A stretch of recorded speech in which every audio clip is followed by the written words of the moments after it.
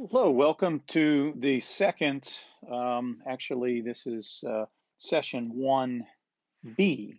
In this session, we are going to do a very quick, brief overview of education policy in the late 20th century so that we have the big picture going into digging into some of the deeper areas of this approach in the class.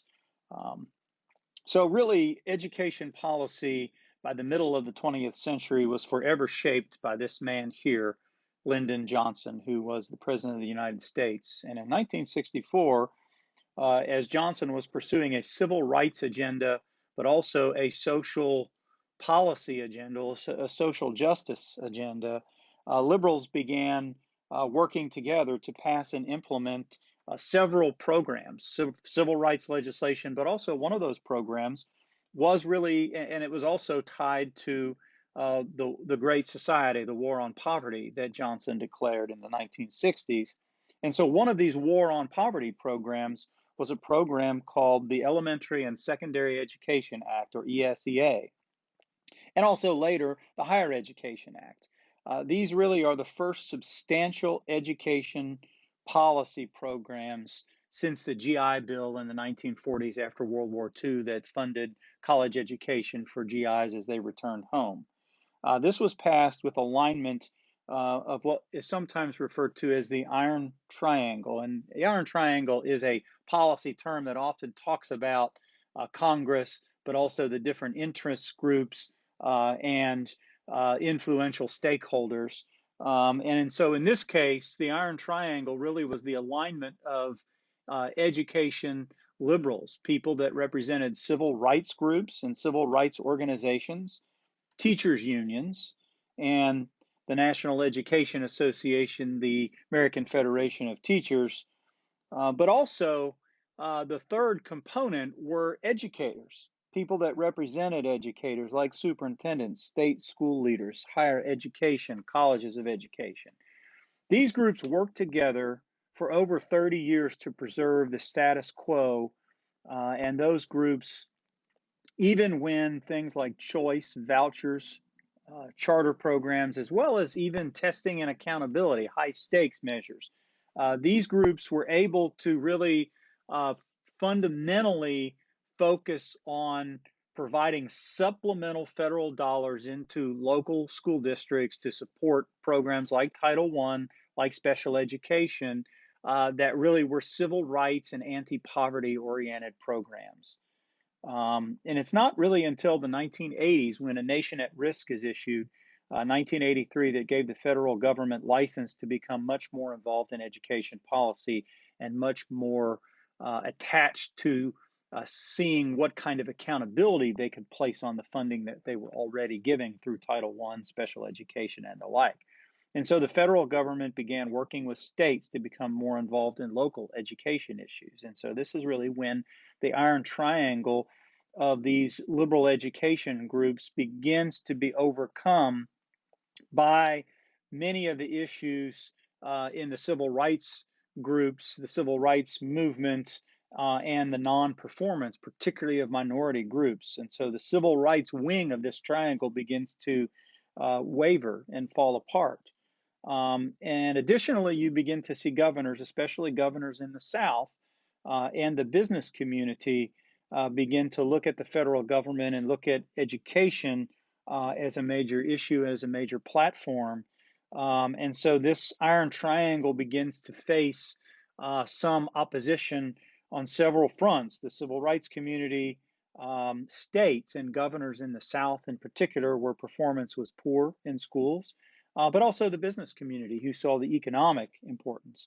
And so during the first George Bush administration in the late 1980s, the National Governors Association, again, an alliance between the federal government and the governors at the state level, organized a national conference on education.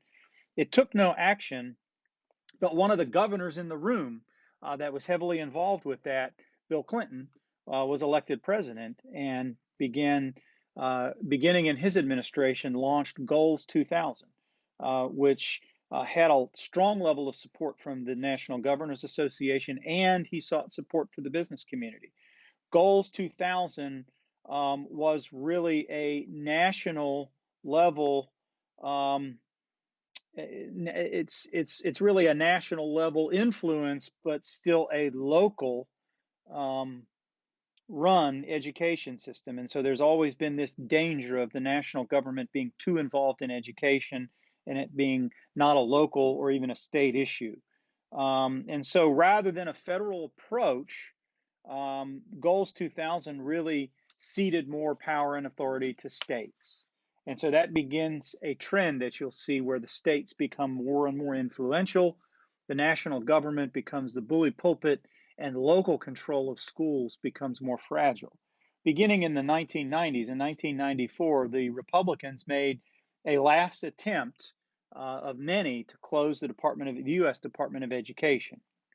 After after Reagan and then Bush seniors, the second Bush's attempt to close the Department of Education, conservative groups joined with these new Democrats, really represented by Bill Clinton, that were more moderate Democrats aligned with business interests.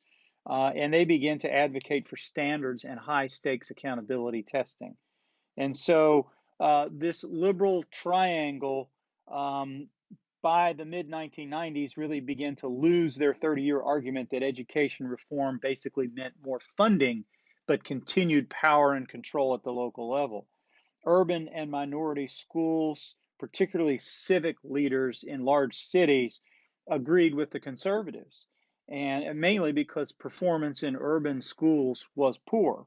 And so these liberal groups joined conservatives in support of choice, and conservatives also began joining liberals in support of standards in this idea of having a national curriculum.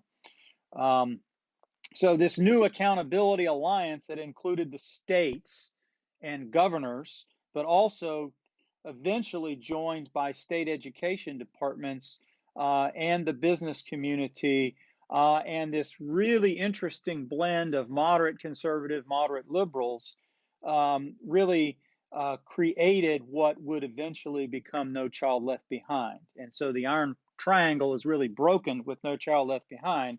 And so and that of course guides education policy into the 21st century, and you begin to see education policy becoming a lead issue on local, state, and federal levels, no longer just managed by local boards and superintendents. And so you begin to see over this 30-year period, a major power shift in education policy and education practice.